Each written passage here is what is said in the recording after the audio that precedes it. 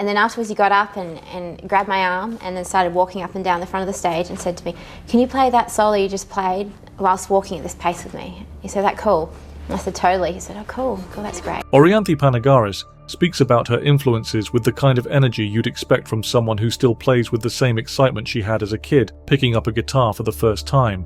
There's no hesitation, no vague nod to inspiration without substance, just a genuine appreciation for the players who shaped her, from blues legends to arena-filling rock gods.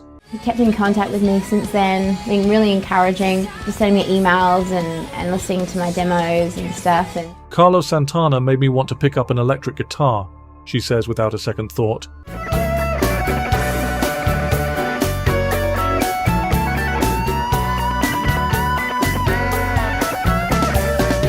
It wasn't just the sound that grabbed her, though that rich singing tone is enough to make anyone pay attention. It was the feeling, the sense that every note meant something. You could tell he was putting his heart into every single thing he played, she says. That's what I wanted to do. It didn't take long before she got the chance to tell him that in person. At just 18, she found herself playing with Santana during a sound check, a moment that could have been overwhelming if she weren't already so sure of where she belonged.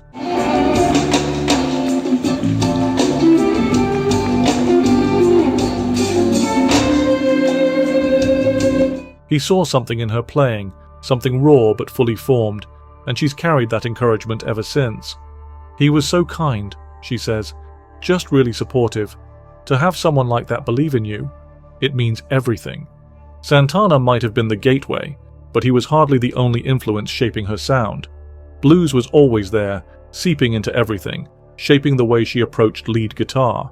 Stevie Ray Vaughan loomed large, his aggressive yet deeply soulful phrasing making an instant impression.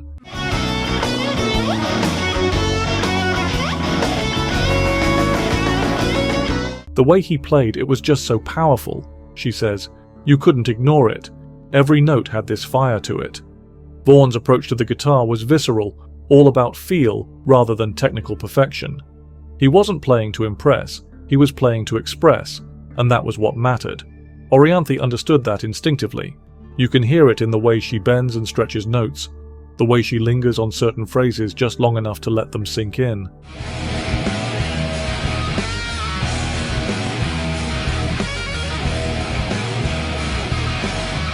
Hearing her talk about Vaughan, there's a sense that she sees him as more than just a musician. He was a force. His live performances were explosive, dripping with sweat and urgency, and that rawness left its mark. I've always loved players who really go for it, she says, who aren't afraid to just let loose. Vaughan did that every time he picked up a guitar, and it's a philosophy that Orianthi has taken with her onto every stage she's ever played. That same energy is what drew her to Jimi Hendrix.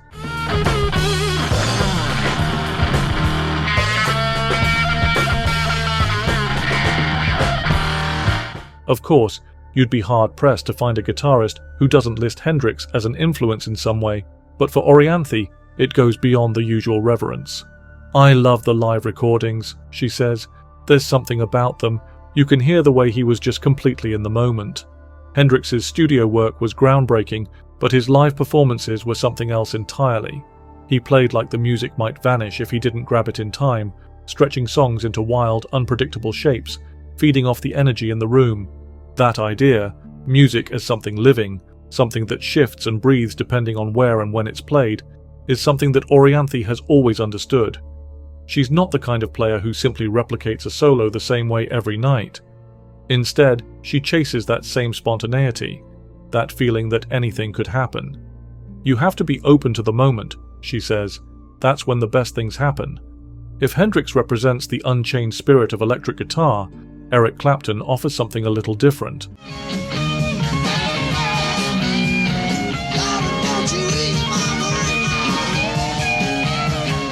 Where Hendrix tore through conventions, Clapton refined them, blending blues and rock with a touch so natural it seemed effortless.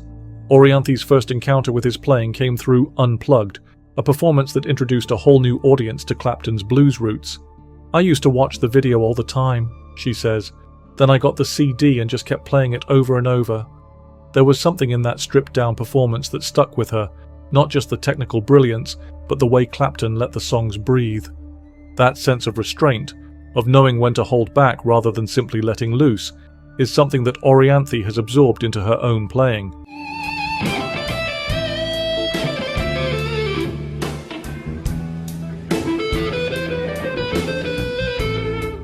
It's easy to focus on the flash, the soaring solos and rapid-fire runs, but the real magic happens in the spaces between. Clapton understood that better than most, and Orianthi took note. It's not always about how many notes you can play, she says. It's about which ones you choose and how you make them count. While blues laid the foundation, rock gave her the platform to push things further. Eddie Van Halen's name enters the conversation, and her admiration is obvious.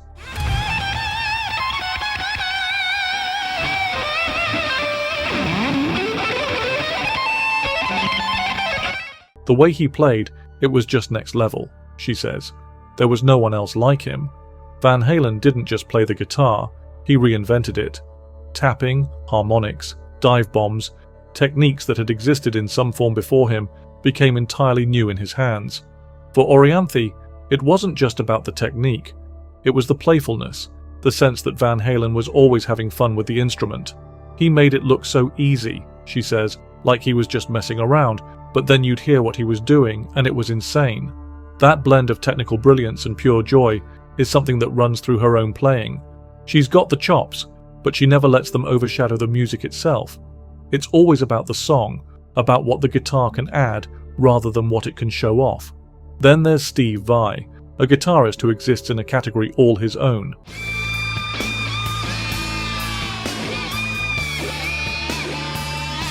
Where others stick to conventional phrasing, Vai bends and twists melodies into something almost alien.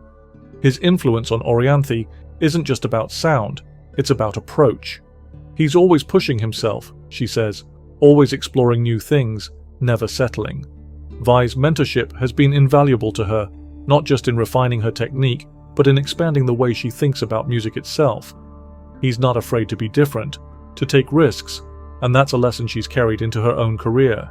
Prince rounds out the list, and his influence is undeniable, not just as a guitarist, but as a performer.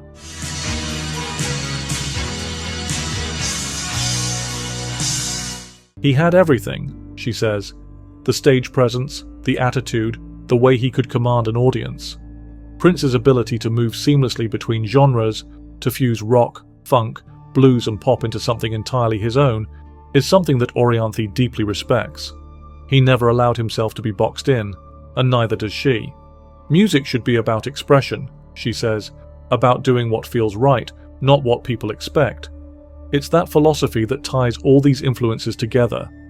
None of these guitarists played by the rules, and neither does Orianthi. She's taken pieces from all of them, not to copy, but to build something that's uniquely hers. The blues phrasing, the rock attitude, the experimental edge. It's all there, woven into a style that's as expressive as it is electrifying. You can hear it in the way she approaches a solo, the way she lets her guitar sing rather than simply play notes. There's a reason she's been called upon to share the stage with some of the biggest names in music. She's played alongside Santana, traded licks with Vai, backed up Alice Cooper, held her own with Richie Sambora.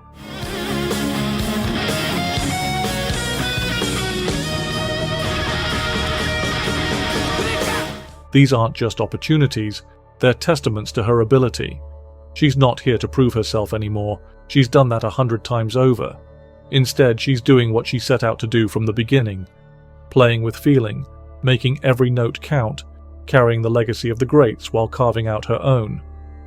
Ask her about those influences again, and she'll still list the same names, but it's clear now that she's not just following in their footsteps. She's walking her own path, guitar in hand, doing exactly what she was meant to do. It's all about passion, she says. That's what matters in the end.